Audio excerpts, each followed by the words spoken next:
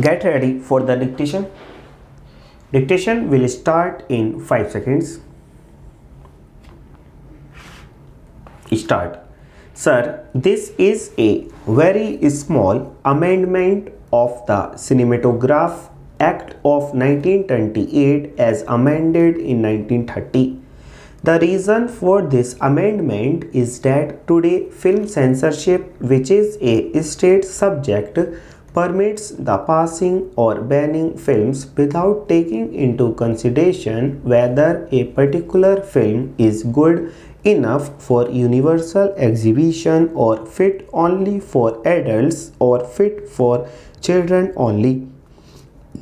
No such discrimination can be made by the film censors today. Therefore, it was found necessary that in order to discriminate between films which may be suitable for adults but may not be suitable for children or adolescents, some legislation of this kind should be passed. This matter was then examined and state governments was consulted.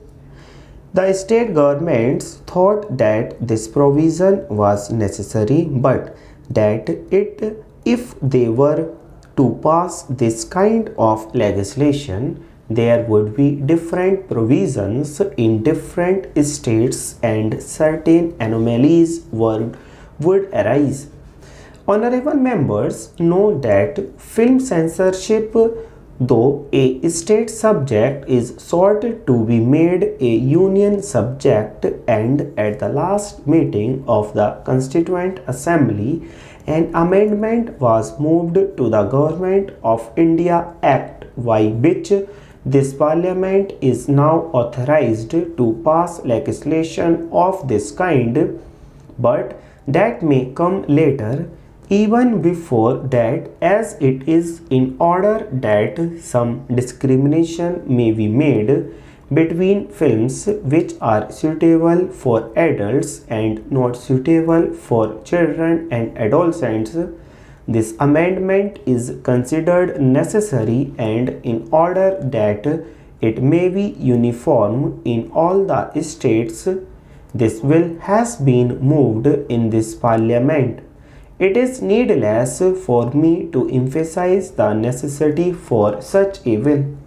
What emphasizes the necessity for such a bill? What now happens is that when a film comes before film censor, if there are even very small portions which are not very suitable for being seen by the children and adolescents, then the whole film is banned. Thus, another artist and good film has to go by the board. There is no discrimination which can be exercised today under the present law. That is the main reason why this amendment is being moved here, empowering the state censors and censor boards to go into the matter and see if a particular film is suitable for the whole population or only for adults. I may explain that this film industry is growing in importance and there are different aspects to it. The scope of this particular bill is very restricted and there is no intention of expanding that scope so far as this amendment is concerned, but since the whole film industry is an important one, and as I see from the number of amendments tabled and honorable members are also taking a keen interest in the matter, I am alive to the situation and a thorough inquiry is going to be made into the film industry from all points of view. It is then that this house may go into the different aspects of the question as regards the length of time that a film should be shown, the length of the film, and a number of other considerations which may come in. As I glance at the amendments tabled here, I see that a number of amendments are of that nature. It is natural that these amendments are placed before the House, but I beg to submit that since the object of this particular amendment is very restricted and one-pointed, it is better that we concentrate upon this one single aspect, postponing the consideration of other aspects to the occasion when a more comprehensive will is to be introduced in this House.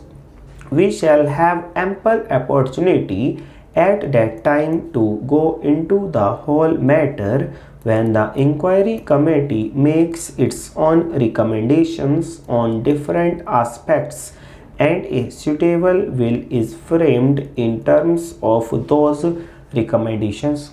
Therefore, I should like to request honorable members to see that we restrict ourselves to consider this one single important aspect and leave the matter there. Now, the main considerations which weigh with us at the time we see a film are these. Some people would say that if it is a bad and unsuitable film, we should completely ban it. Why make a discrimination between a film which is suitable for adults only and not suitable for children and adolescents? But as we look at the films that are coming up and also as we look at the law that exists in some of the foreign countries, we see that a discrimination is made. In fact, in a number of other things also, we make this discrimination between children and adolescents. On the one side, that adults on the other. In clubs or in dance halls or some other such places, membership is restricted only to adults. So it is on the same principle, but for a greater number of considerations that this amendment has been introduced here. For instance, among films, there are what are called horrific films where bloody scenes of murder of sudden catastrophes take place. Mr. Deputy Chairman, sir, I want to ask from the Honorable Minister one question. I do not want to make a speech on the bill. The whole honorable member said that the entire general insurance business wanted these principal agents to continue. I agree that when the 1950 Act was passed by Parliament, they said that there was no need for these speculators and that ordinary agents could carry on the work, but after the experience of so many years, they came to the conclusion that these principal agents performed a function. You know, sir, that this general insurance business is quite different from life insurance business. It is a most risky business, a business like fire insurance, marine insurance, etc. Large amounts of money are involved there. For instance, in the case of fire insurance, rupees 1 lakh is almost the minimum. The premium is very small, so the nature of business is quite different, and because of the nature of this business, if there is a dishonest agent, he can abuse the privileges, full stop.